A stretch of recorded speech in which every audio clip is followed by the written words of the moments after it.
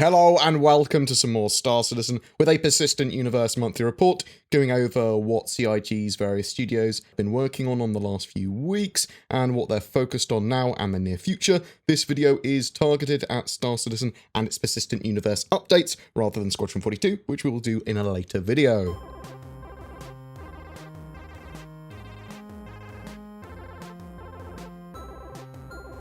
Let's start with some highlights. They've been working on Security AI, which will eventually ask players to step aside to be scanned for contraband and stolen items. They determined a list of prohibited goods and controlled substances. A new salvage yard location is in the works to enable players to sell and trade everything on the illegal stolen goods list. This, I believe, is the scrap and salvage yards that I got some information on from BoredGamer a little while ago. They have been rebuilding the ComArray and criminal database screens, which will be updated to support a consumable hacking chip. This is being worked into a mechanic that will support missions where players can attempt to prevent each other from successfully completing a hack. There was work on a major mission for Crusaders Origin landing zone, and they've prototyped an FPS combat mission aboard the Origin 890 jump. Shipboarding combat missions is something I'm very much looking forward to.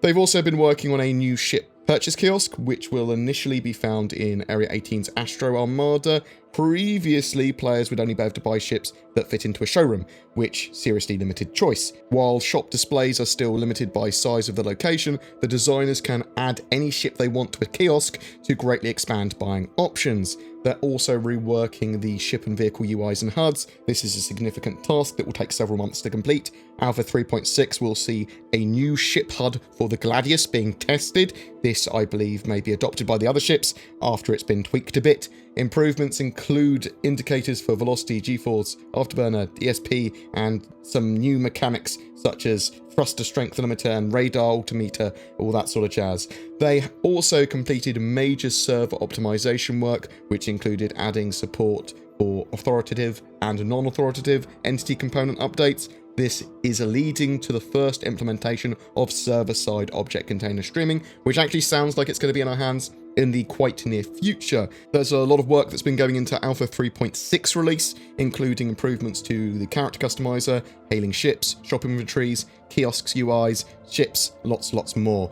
Let's move on and talk about more specifically on environments. Origin is continuing through its white box stage. They're currently having the basic layout all sort of like working and running in game, and they're working with design to refine the on-foot areas of that area. There's progress on the high-tech hangars with garages, security, transit, and hubs all ready for implementation.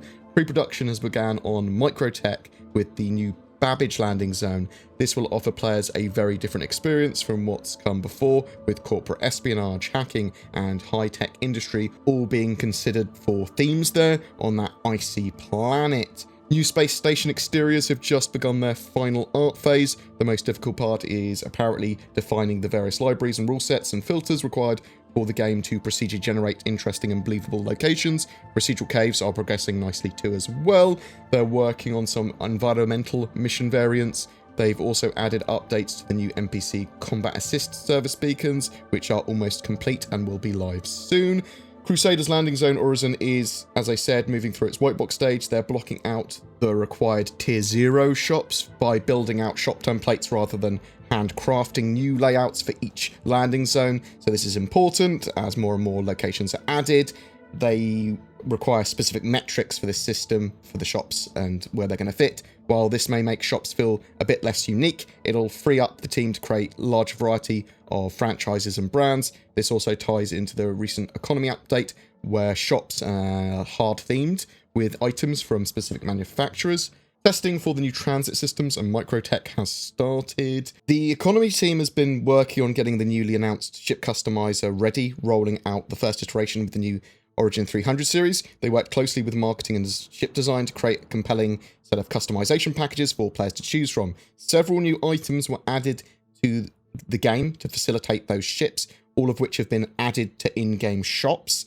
They've also begun working on better mythology for how ships are valued as a whole. This could be through tweaking a ship's internal itemization or maneuverability to help differentiate it. in a more meaningful way. The team are pushing the economy to be one that scores items more on their actual performance, rather than scaling prices exponentially. So while ships are much more complex than general items, they want to approach them in the same way they would any other item. With this in mind, they've agreed several key points that will continue to expand over time that can be used to measure the vast array of ships classes against each other in order to look at the game in a more holistic fashion than before. They're working on planetary tech and effects v2. This will result on better looking planets and more scalable planetary features. Some of the tools that will support the more data-driven setups that planets require, such as spawning particles based on temperature or humidity. They're also investigating the appropriate effect variation for distance, close, medium and long range. Work on real-time and live environment probes for lighting are also continuing, with a focus on performance to ensure stalls aren't introduced into the game. Lighting has investigated several new light state switches and options for different locations, with the goal of giving players more interaction and making those environments feel more alive. With the law system, they've been establishing Stanton's various jurisdictions and determining what a crime is where and what different crimes players can commit across the game.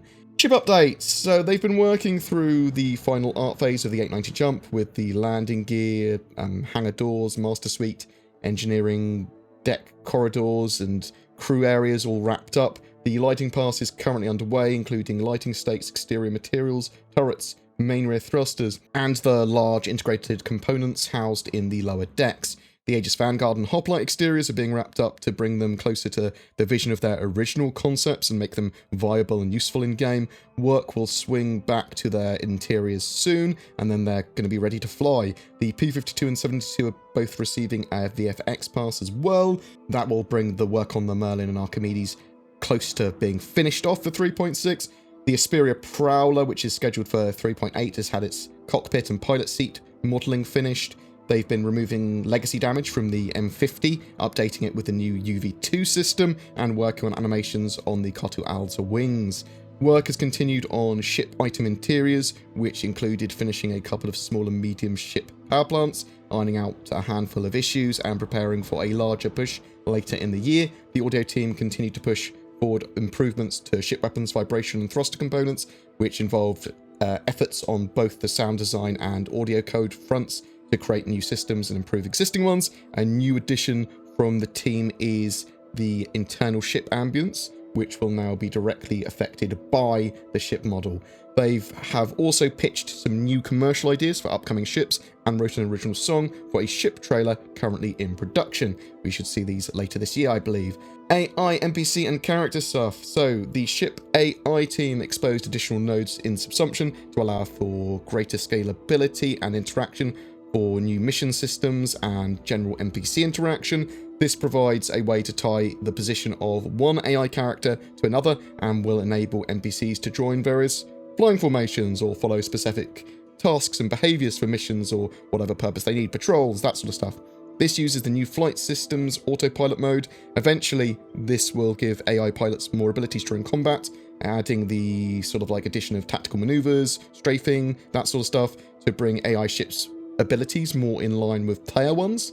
Ship strafing is currently being tested and improved for that purpose. They have been developing different AI pilot skills, changing the way they dogfight. Previously, pilot skill was used to determine the route through the branch of combat choices as the fight developed. Now, the skill influences the chance of AI choosing a specific maneuver and its parameter, such as the duration of braking and evading.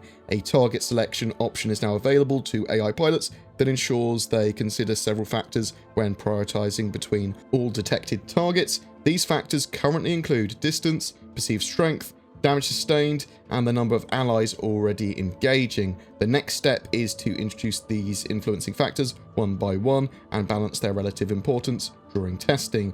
They have been working on improving the spatial perception of AI pilots. A 3D path planner used for positioning goals already exists, but the persistent universe needs a system capable of adapting to different contexts. Open space, asteroid fields, planet side. The aim is to create a new set of ways to query the state of the surrounding environments to give the AI all the information they need while having the lowest possible impact on a client's performance and server performance, I suppose, as well.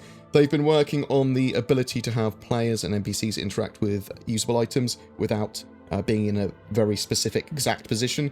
They completed work on NPC reactions to audio and visual stimuli and moved on to reactions to close proximity grenades and bullets. There is continued fine-tuning of the FPS combat tactics for AI, shooting from cover, fighting in the open, simple search behavior and improvements to first reactions, as well as AI aiming and working out whether an AI has line of sight to a player or if they can see them at all. Bartender NPCs have had some mocap and animation work, pouring shots to mixing cocktails, a lot of exciting new actions which are going to be rolled out to the Persistent universe throughout the year. They've been adding further and refining animations and behaviors for civilians, vendors, and new mission givers, that sort of stuff as well. The facial tech has had all its data exposed to devs for greater variety and customization of NPCs. They've concepted several new armors and clothing sets, and they've now been exploring alien race stuff. They're also currently adding the in-game t-shirts commemorating the first and second million set of backers, and milestones and subscriber helmets, lots of different stuff flair-wise into the game. They're working on a material library which will affect all wearable assets and enable them to push standards even higher, and work has continued on the hair pipeline as well. I suspect we'll see Twitch Pacheco get the sort of like first update with that new pipeline when it's ready. Let's talk about some of the engine and tech stuff. Backend services have been adjusting various services for the new diffusion network and finishing off tasks from the persistent item cache. They've improved the variable leaderboard and loadout services too. Work was completed towards server-side object container streaming. Several bugs have been discovered during testing that were addressed. This all paves the way for the completion of the new diffusion network before testing begins. There have been improvements to graphical techniques, post-processing, shadows, lighting, ground fog. They completed physics-related tasks, including geometry instancing to reduce memory requirements and physicalization of asteroids outside of the physics thread for performance gains. Some other bits and bobs as well. Work continued on the Banu and Xi'an languages, with the focus being on expanding vocabulary. Weapon art finished, and the modeling and texturing side of the Bearing S38 pistol, the Klaus & Warner Lumen V or 5 SMG, the Apocalypse Arms Animus missile launcher. They've also started production on other 3.7 weaponry, including the Hedeby Gunworks Salvo frag pistol, which sounds amazing, and Bearing GP33 mod grenade launcher. Give me explosions. There's been a first pass on the required adjustments for the cargo and cover metrics, as well as work on the future bar experience with seats, and they're also working on sleeping quarters. All of that sort of like seating, sleeping areas are all being worked on, and they're even working on and thinking about HABs with sleeping areas there and expanding ships, sleeping quarters, all that sort of jazz. Preliminary work has also completed on the integration of the group system into Arena Commander and StarEngine, which will be delivered sometime after Alpha 3.6. Turbulent are working on a voice service rework to enable to elegantly handle several simultaneous connections, specifically when players are already communicating with the group or a lobby and other players approach them in game. The first step is the addition of a voice session manager, of which development has already started. They also worked on the new ship customizer, which is currently up and running on the reworked Origin 300 series and on the PTU at the moment, but should be available for 3.5.1 Live. Alongside new interior and exterior options, they added packages that can be added to ships to alter their focus. The customizer service reads data from the game and generates a tree of possible selections based on the available options. This is the first example of the platform pulling ship configuration data from in-game, and the first time players are able to manipulate aspects of their ship setup before playing. Now, that's an interesting thing to say, because I didn't see any evidence of that. It just looks like it's a website-based system. It's awesome if it is pulling data from in-game, and if the game can then be adjusted. I suppose it would be pulling it from in-game eventually anyway, because they will need to have them mirrored in-game and out of game. But it's a very interesting thing. I just thought it was just a website-based customization system. And that's it for the monthly report. We will take a separate look at Squadron 42's monthly report in another video, though.